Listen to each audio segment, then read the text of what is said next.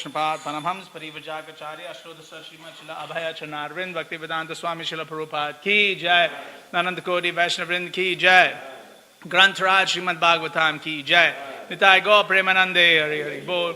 All glories to the assembled devotees, Hare Krishna. All glories to the assembled devotees, Hare Krishna. All glories to the assembled devotees, Hare Krishna. All glories to Shri Guru and Shri Gauranga. All glories to Srila Prabhupada.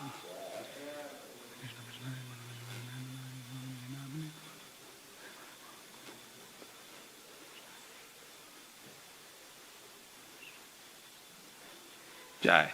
So today we'll be reading from Canto 3 of Srimad Bhagavatam entitled The Status Quo, Chapter 25, The Glories of Devotional Service, text number 11.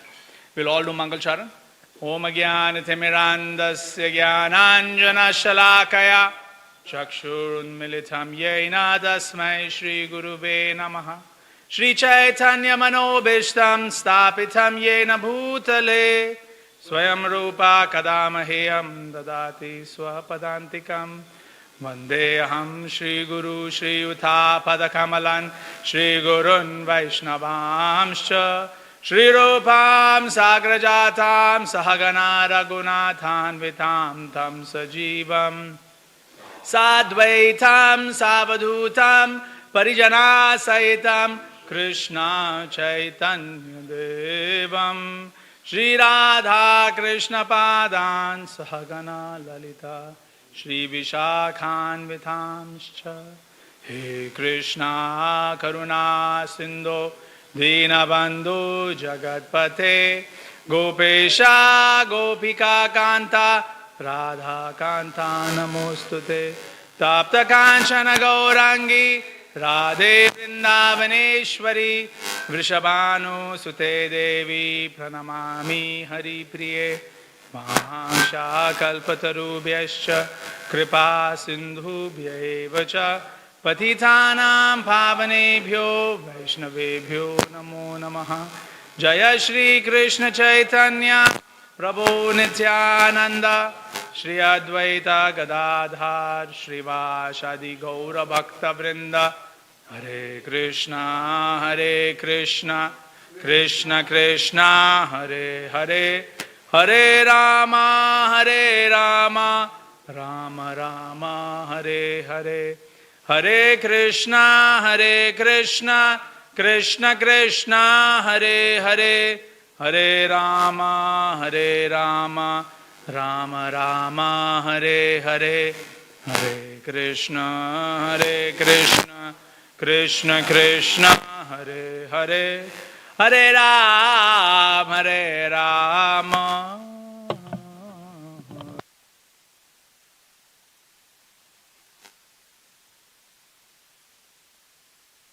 Om Bhagavate Vasudevaya Om Namo Bhagavate Vasudevaya Om Namo Bhagavate Vasudevaya Om Namo Bhagavate Vasudevaya Om Namo Bhagavate Vasudevaya Om Namo Bhagavate Vasudevaya Narayanam Namaskritya Naram Chaiva Narottamam Devim Saraswatim Vyasam Tato Jayam Mudiraye Nashtaprayeshu Abhadreshu Nityam Bhagavad Sevayat Bhagavati Uttama Shloke Bhaktir Bhavati Naistiki Mukam Karoti Vachalam Pangum Langayate Girim Yat Kripatamaham Vande Shri Guru Dinataranam Paramananda Madhavam Shri Chaitanya Ishwaram. Text 11. Tam Tvagatam Sharanam Sharanyam Tam Tvagatam Sharanam Sharanyam Swabhritya Samsarataro Kutharam Svabhritya samsara kutaram Jignashayaham prakrite purushya Nasayaham prakrite purushya Namami saddharmam vidam varishtam Namami saddharmam vidam varishtam Tam tvagataham sharanam sharanyam Agataham sharanam sharanyam Swabhritya samsara taro kutharam Swabhritya samsara taro kutharam Jignashayaham prakrite purushya Jignashayaham purushya Namami saddharmam vidham varishtam Vaishnavas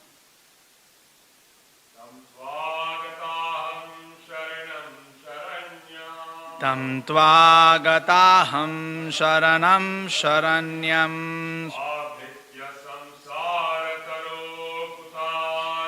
Swabhritya samsara taro kutharam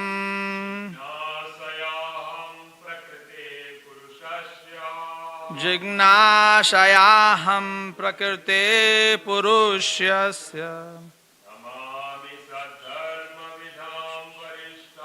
Namami saddharma vidham varishtham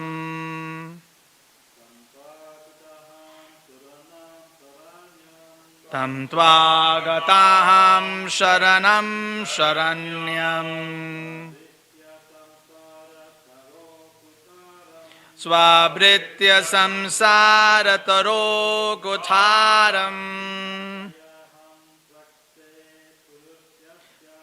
Jignashayaham prakrite purushya Namami saddharmam vidam varishtam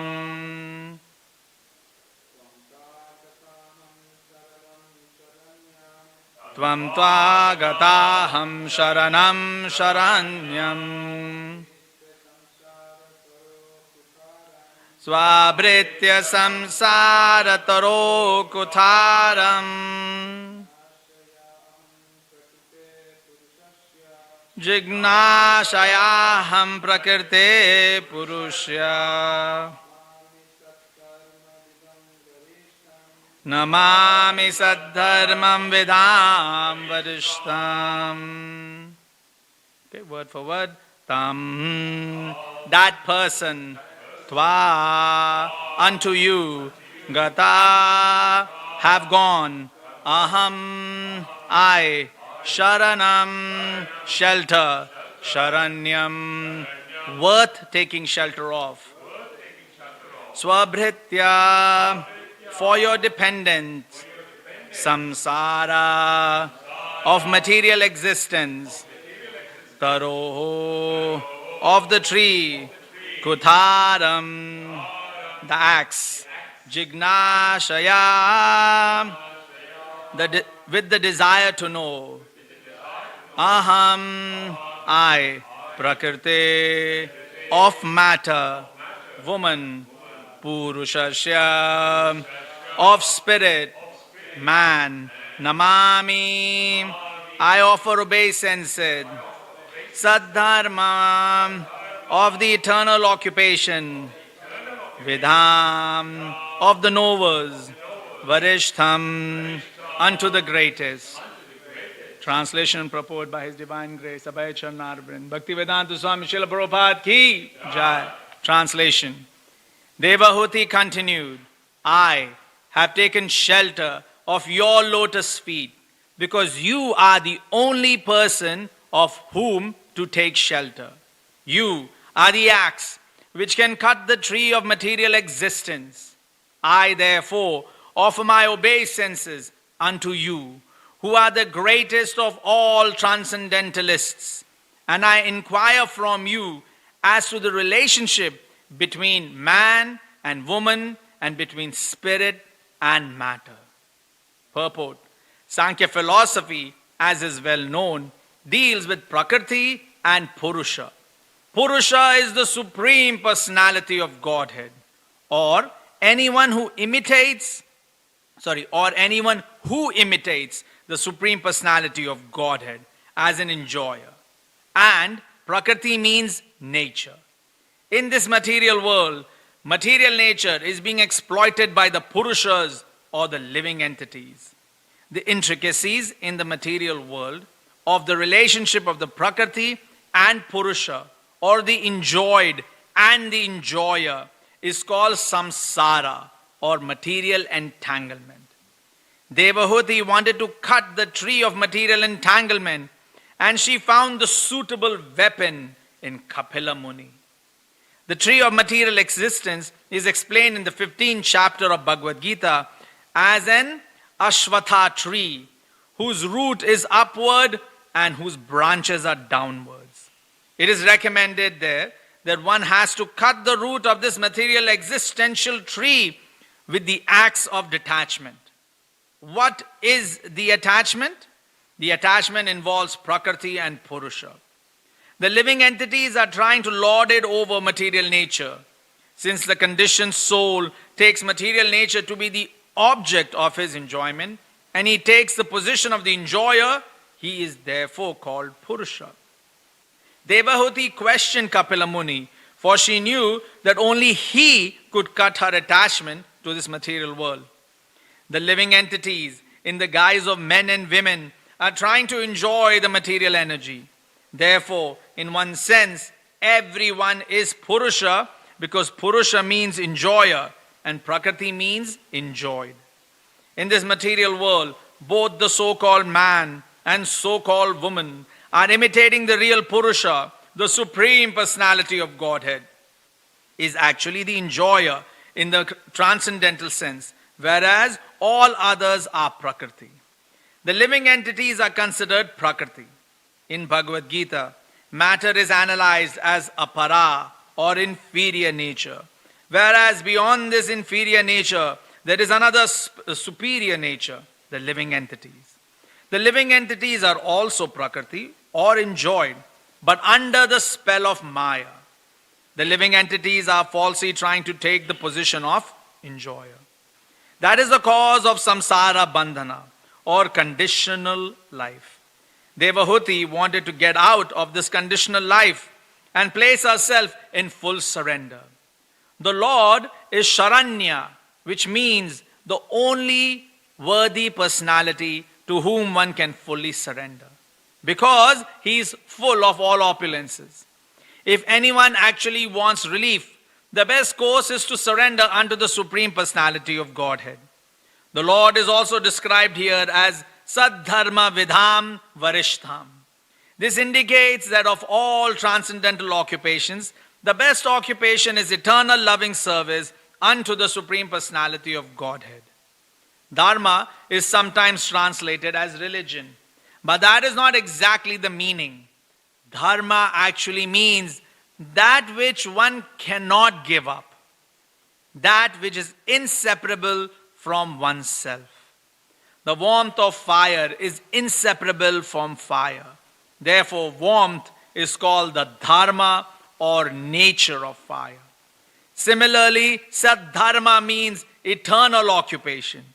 That eternal occupation is engagement in the transcendental loving service of the Lord. The purpose of Kapila Dev's Sankhya philosophy is to propagate pure, uncontaminated devotional service. And therefore, he is addressed here as the most important personality amongst those who know the transcendental occupation of the living entities. Jai. Srila Prabhupada ki Jai. Fired up. So here we see Devahuti. She is sitting with her son. Her husband has left. Right? So her husband has left. What does that mean? That technically you are now the controller. Right? So typically you will have an authority over you, right? So you might be in the temple, there might be a temple commander, there might be, ashram commander, there might be, festival coordinator. So usually there is some authority always present, usually. And if there's nobody, you might see Srila Prabhupada and you're like, okay, there's an authority. But then sometimes you might go in one corner. Children do that. They find one corner in the temple where there is no authority. Right? Then what does that immediately mean? You are the authority. Are you getting? You immediately become the authority if there is no authority. Right? When you go to a bus stop, if there is nobody in the bus stop, who is the first guy in line? You. Why? Because now you are the authority. You will be the first man standing in line. The next person that comes, you will look at them. You better be standing second, man. I was here first. So this happens. And especially with children, you'll see in temple, Prabhu always has to shout at kids, don't go in the back, don't do this. Because they always find an opportunity not to have authority. Right? Especially. So now, Devahuti, since her husband has left, she becomes the natural authority. Right? Now, in the authority, she is, our friend. He's sitting here very nicely. He's enjoying. It is very nicely explained in the previous shlokas that they were nicely. It was a very nice atmosphere. Right? Kapila Muni is sitting. And she's enjoying with the child. Right? In fact, in one sense, children are considered the masculine principle and the parents are considered the feminine principle. Right? Because the child is the most active and the parents are always there just hanging around.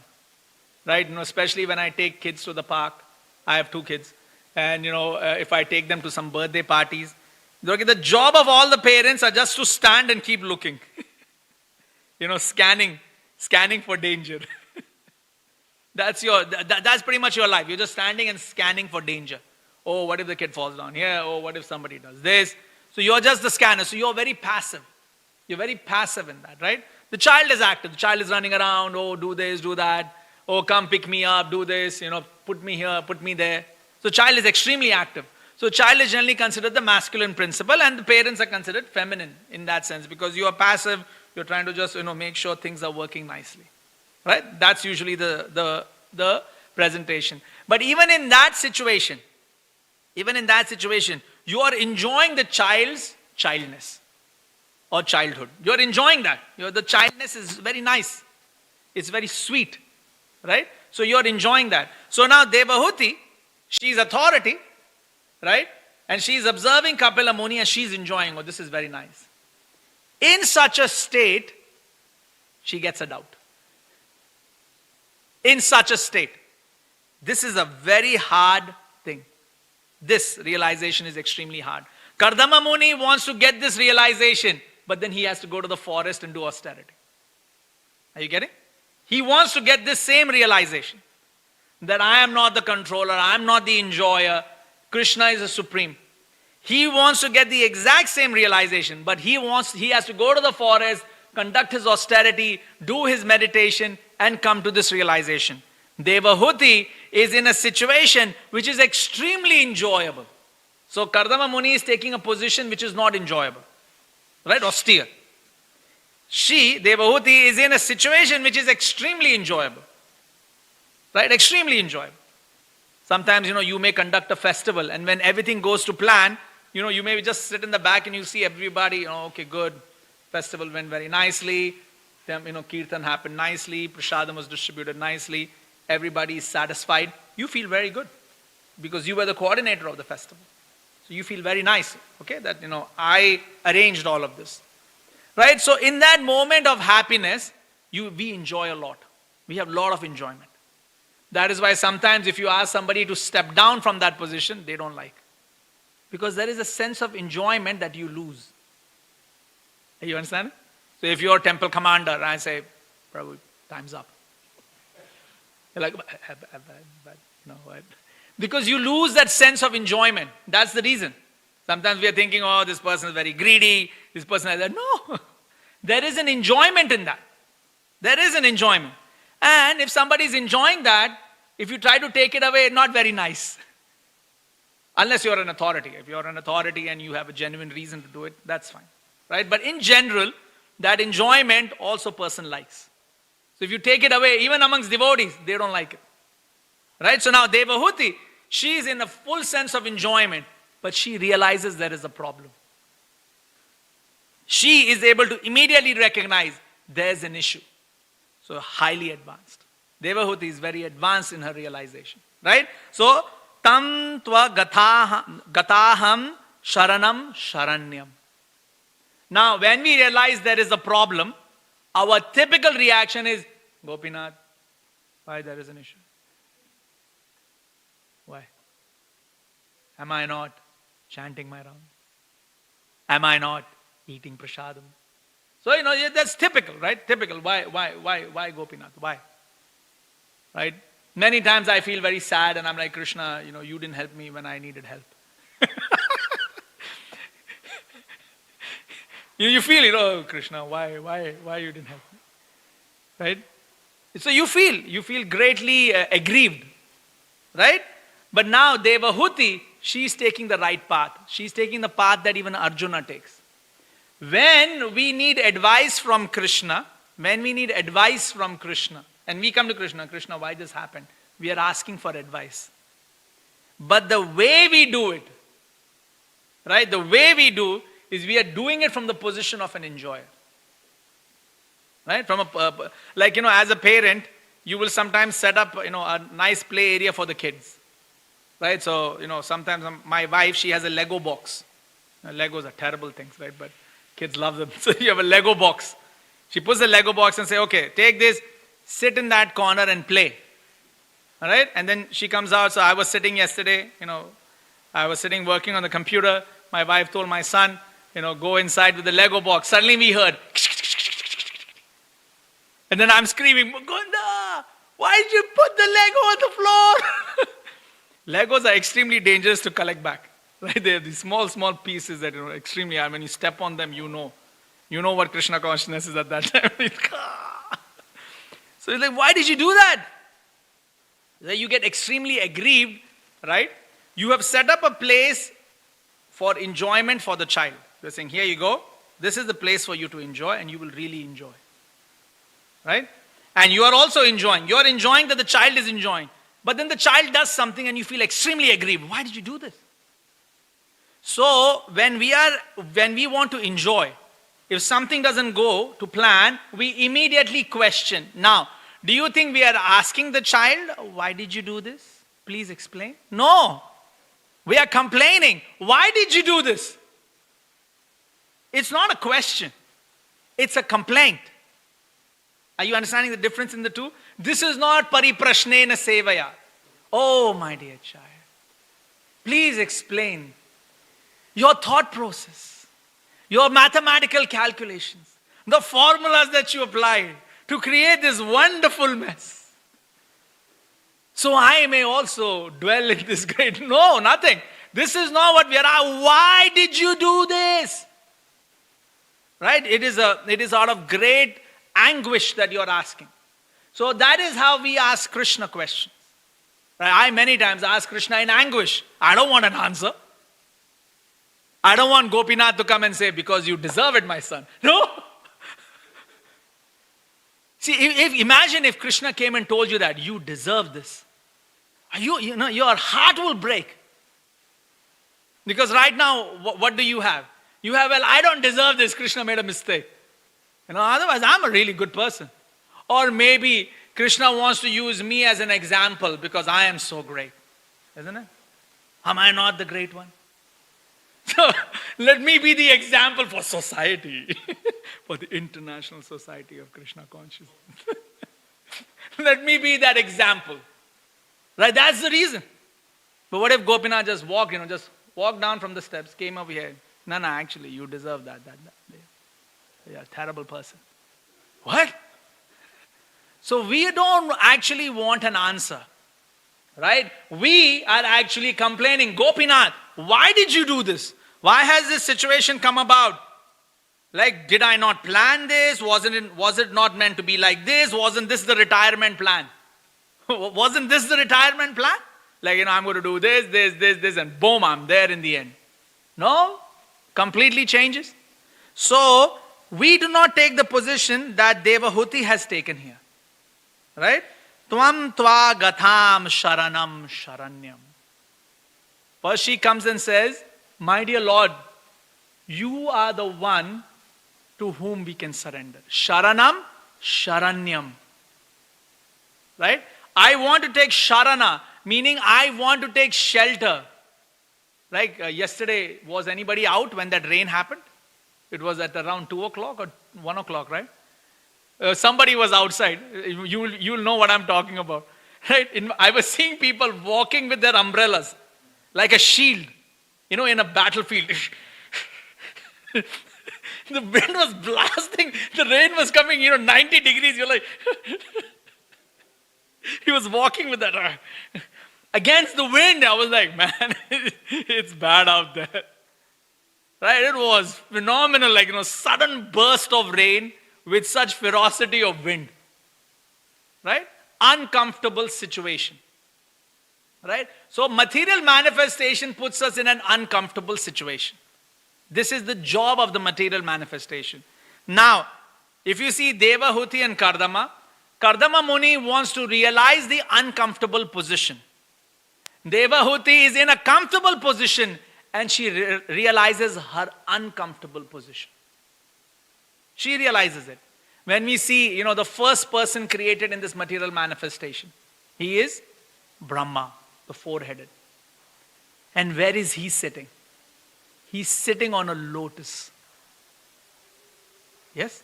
He's sitting on a lotus. The first time he wakes up and he realizes that I'm sitting on a lotus, he gets extremely scared. Huh? I'm sitting on a flower. Right? And he could hear the Garboka ocean blowing and the lotus swaying a little bit. And he's like, man, this is a dangerous state. Kamala jaladala, jivana talamala. He says, you're like a drop in that lotus. And a drop of water on lotus is not a good position to be in. It's not. It's a very dangerous position to be in. So he recognizes that immediately. Right? And he is the first progenitor. He is the first personality. He is the Aja. He is the first person born. Right? And he immediately recognizes this is not a safe spot. Right? Then, of course, he tries to, get away from the lotus, can't get away from the lotus, comes back in the lotus. Then he's asked to meditate. This is all Brahma Samhita now. Now we are into Brahma Samhita, what he's told, what he's done.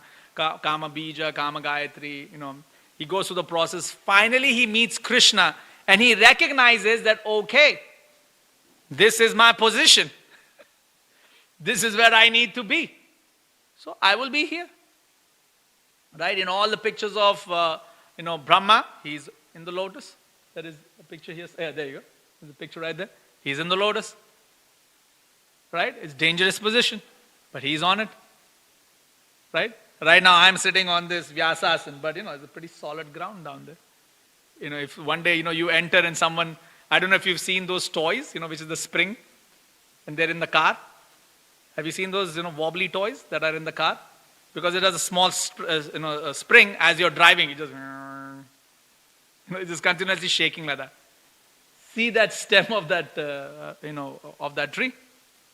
Of course, it is explained this entire, Bhumandala and everything is inside that stem, so it's quite a big stem. But then still, it's a stem. So you're wobbling and you're worried. You're worried. You're deeply worried. Like, what's your situation? But then when Brahma, at the end of this whole Brahma Samhita, once he meets Krishna, he recognizes his position. He instantly recognizes that, okay, this is not a safe place, but if I can shelter on Krishna, Sharanam, Sharanyam, if I can shelter on Krishna, then I think it will work. Then it is a functional state. Yes? And then also, every now and then, we see Brahma going through his tribulations, because that's material world. You have the knowledge, but when it comes to the practical implementation, you forget. Everybody forgets. Right? You may be doing a lot of service for the temple, and sometimes you're just cleaning a room, and you begin with the idea that I'm cleaning this room for Krishna, but as you're cleaning the room, you find, I told this guy not to drop this pencil, he dropped it. And then you're cleaning the room, you're doing your service, and I told, how many times do I have to tell this person not to do this? And then, we get distracted. And then suddenly we come back, no, I'm doing service. So you have to keep bringing yourself back and you keep getting distracted. You keep bringing yourself back, you keep getting distracted. Right? This just happens. It's just the nature of things. Right? Sometimes you may be doing book distribution. One time I saw in the temple, I saw one devotee, he was doing book distribution and a fight breaks out. It's Janmashtami. A fight breaks out between the person he's distributing the book to and the devotee. There's a fight, a full-on fight in the temple. So when I say full-on fight means just, pardon my, exaggeration. I'm putting a lot of exaggeration to this statement. The two people are having an angry debate. Let's put it that way. Right? But, you're like, oh, okay, what's going on here? Some, people are dancing in the stage. Devotees are enjoying eating prasadam, and here there are two people who are squabbling. These things happen. But then, at that stage, you have to bring yourself back. No, but I'm doing service. Because, it's very easy to take things to our heart, right? You are not authorized. What do you mean I'm not authorized? What do you mean? Who gave you the authority? Who gave you the authority? No,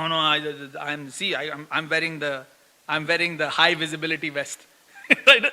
I see this high visibility vest. I'm the authority. What do you mean? And the big fight. Right? It happens. These things happen.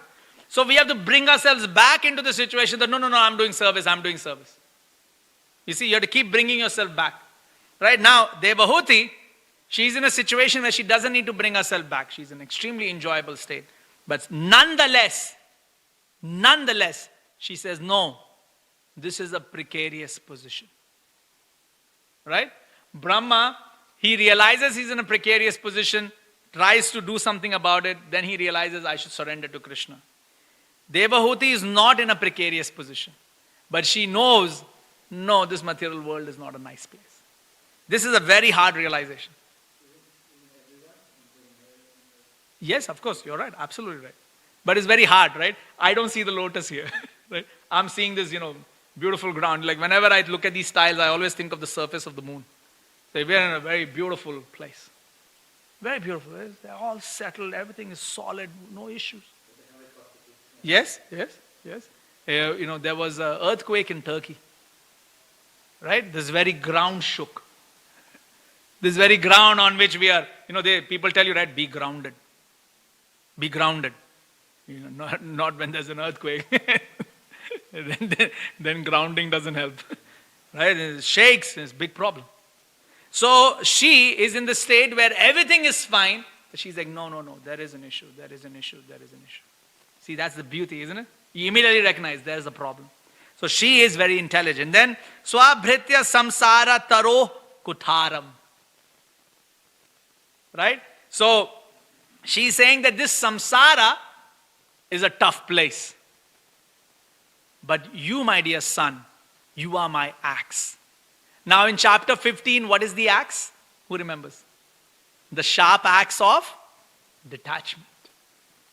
Right? Bhakti Shastris. Yeah, Bhakti Shastris. The sharp axe of detachment. In Bhagavad Gita chapter 15, Krishna tells Arjuna, sharpen this axe. Detach yourself. Right? Devahuti, she takes it one step further. So that is the beauty of this. Right? The question is, if there is an axe of detachment, that axe has a side of attachment. If we are saying this axe must detach, then the question is, okay, if you are detaching, are you going to float in the air? No, you have to attach yourself to something. So she is calling Kapila Muni also the axe. Are you getting? Why Kapila Muni? Because if the axe is of detachment, right, then if you are detaching from something, you must attach yourself to something else. So she's saying, Kapila Muni, if you surrender to Krishna, right, detachment will come. Then don't complain. When Lord Hari takes away things, when he haras, hara means to kidnap, to snatch. So he is Lord Hari. When we say, oh Gopinath, I wish to surrender to you, when he takes, accept it. Accept it. Right? Because what is he taking? What is he taking? He's taking away the material manifestation. He's allowing us to detach. So he is the axe. Right? So here, that is why Kapila Muni is called the axe. Srila Prabhupada writes this in the purport, that how in chapter 15, the axe is described as the one cutting this wonderful tree, this samsara, this upside down tree. Right? But now, why is it Kapila Muni or Gopinath is that axe? Because the moment we attach ourselves to Gopinath, material things are going to go away. You are all wearing oranges. Already things are being taken. Right? Already. And sometimes if you don't find your dhoti, I have 3 things in my life. And I can't even find that. Right? So, it's tough. It's a tough gig. Ramanujacharya, right, explains this. He mixes everyone's clothes up and they start fighting. And then he's saying, why are you fighting? He's wearing my dhoti, he's wearing my dhoti. He says, you guys, 2 pairs of dhoti and even that you guys are fighting on. Right? So these things happen. This happens. Right? So even like Krishna, he will take things away. He will take things away. Slow and steady. Slow and steady. Right? So we have to understand that this Swabhritya Samsara Taro Kutaram, this axing that Krishna does.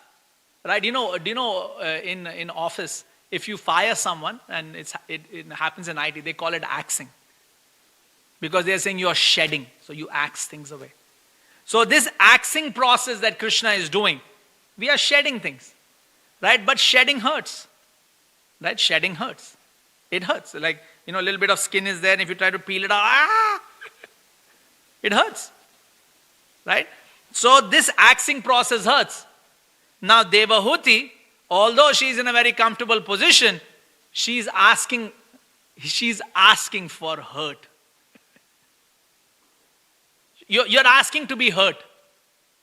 So that is why it is explained that, being a devotee is an austere life. It is austere. We were discussing this, that although it doesn't feel like austerity, because, you are sitting here, you're thinking, I have friends, I have nice prasadam, I'm able to do service. It doesn't feel austere. Right? Because you have good association. So association helps us.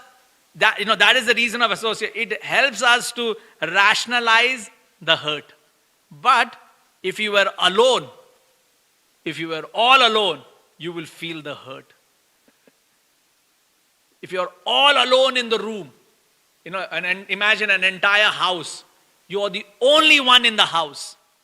Getting up in the morning, finishing your 16 rounds, cleaning the entire house.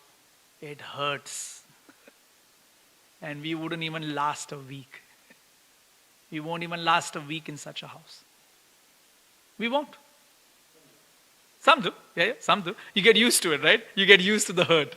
School of hard knocks. Yeah. No, yes.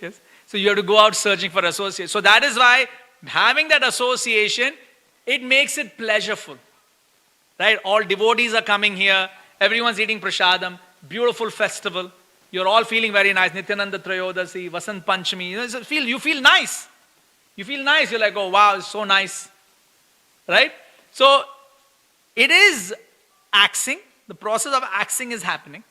It's not like it's not happening. At the same time, little bit, we get a sense of camaraderie. And so we think that, okay, you're also getting hurt, I'm also getting hurt, it's good. You see, it's normal. Like, just imagine this.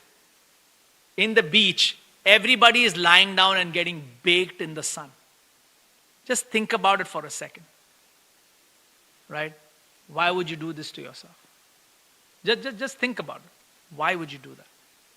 It becomes a little hot, you switch on the air conditioner. And there are people sitting in the afternoon sun getting baked. Think about it. It's hurtful. But now if so many people are doing, if it's a fashion trend, why not? So that's why what happens is when everyone is doing it, the hurt feels common. It's common, right? So then everyone is doing it. So, yeah. No. So that's the idea. As you get association, the hurt becomes joyful. So the hurt is joyful. So this axing process becomes joyful. So then, jigna shayaham prakrite purushasya. So here it is saying that what is that enjoyment we are getting now? What is that enjoyment we are getting? We are getting more at the mental level. Right? So we are realizing, oh, this is foolish. Oh, that is foolish. So the enjoyment is coming at the level, at the mental level. Right? Because we have separated ourselves from material activities, because there is an actual physical separation. There's an axing. We have separated ourselves from the material activities. Right? So then what is the next thing? Now we have to mentally realize that these activities are not meaningful. So, jignha shayaham. We need this knowledge. We need this knowledge so we can see that this activity is meaningless. Right? Sometimes you see children, right? They do meaningless activities. Like meaningless activities. You'll see kids playing with dolls. I have a daughter, she's playing with dolls. She's talking to the dolls. I know it's a meaningless activity. You let the kid again, no problem. Right? Now, at least now the question becomes, well, you're just standing there and you're observing the kid. The kid is active. The kid is playing. You're passive. So then what do? You have to mentally recognize, oh, this is not a good act. Like when I say good activity, this is not a meaningful activity. You can do it, but it's not meaningful. So that's how a devotee becomes. The devotee is like, okay, passive. Okay, this activity is going on. Is it meaningful or is it meaningless? Right? So that is really the balancing act that we are doing. So she's asking Kapila Muni, give me that ability so I can start seeing who is the active principle, who is the passive principle, who's Purusha, who's Prakriti. So it is explained very beautifully that Prakriti is the passive principle, Purusha is the active principle. So it is explained a nice example is that, I am sitting on this seat. So I am the active principle. So I am the Purusha and this seat is Prakriti. Because the seat is passively just, giving me space. Then this seat is sitting on this ground. So now this seat is active. This seat needs a place to, sit. And this ground is passive. So in this relationship, in the immediate relationship, I am active, this seat is passive. But now when you see the seat to the ground, this seat is active, this ground is passive. Right, this floor. Now when you see the floor is sitting on earth. So now this floor is active and earth is passive. So then earth is considered mother. So mother nature, mother earth, right? So she is the most passive. So then you can dig, you can search for oil, you can do whatever you want, right? Most passive state. So that is Prakriti and Purusha. So it is always depending on moments. So right now I am speaking, I am active. I am Purusha. You are all listening, you are all Prakriti. Then somebody else will speak. Now that person is active, that person is Purusha, we are all Prakriti. And it is explained that if one recognizes this dealing very nicely, then fightings will stop. That's when the real fighting stops. Otherwise, if there are too many Purushas in one room, there will be a war. If everyone is speaking at the same time, it's bound to happen. A fight is bound to occur. And what happens in a pub? Everyone's speaking. Everybody is speaking. I don't know if you recognize when you're going out, to lunches, office lunches, or when you're going out, you'll hear people laughing from the one table. That extraordinary, excessive laughter. Right? But then you also do the same thing. Because, you have decided to spend 2 hours in a place. So you need to engage with that place. So you will also laugh. Right? You will also do it. What do you do? Right? And so you will see this excessive, engagement. And then if you're a devotee just walking past, seeing all this, you're thinking, okay. Just imagine, I tell you, you're going to be in a place for 6 hours, you're going to hold a glass of water for 6 hours, sipping it, and just talking to your friends. Right? That's what they do. That's it. That's all they're doing. Okay, instead of, water, it's alcohol. But that's all you're doing. You're just in one place, Just talking to everyone and just sipping a glass of. That's it. Like if you just think about it, you're like, that's quite boring because that's what kids do. You know, kids, they have a sippy cup. You know, they'll go play and then I see my daughter. Then go play. It's quite meaningless. It's quite a meaningless position. So, jignashayaham prakrite purusham namami saddharma vidham varishtam. He says, why? Because my dear Krishna, you are the most knowledgeable. So you can show me how to observe this active and passive principle. Right? So we'll end here. Devotees want to share something? Yes, Prabhu.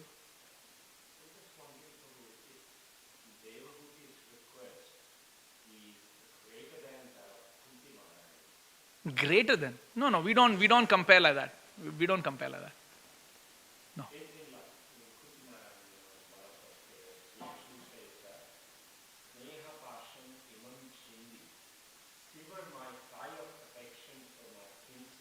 Yes.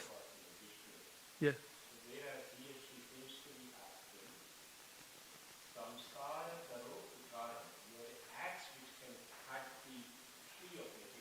Yes.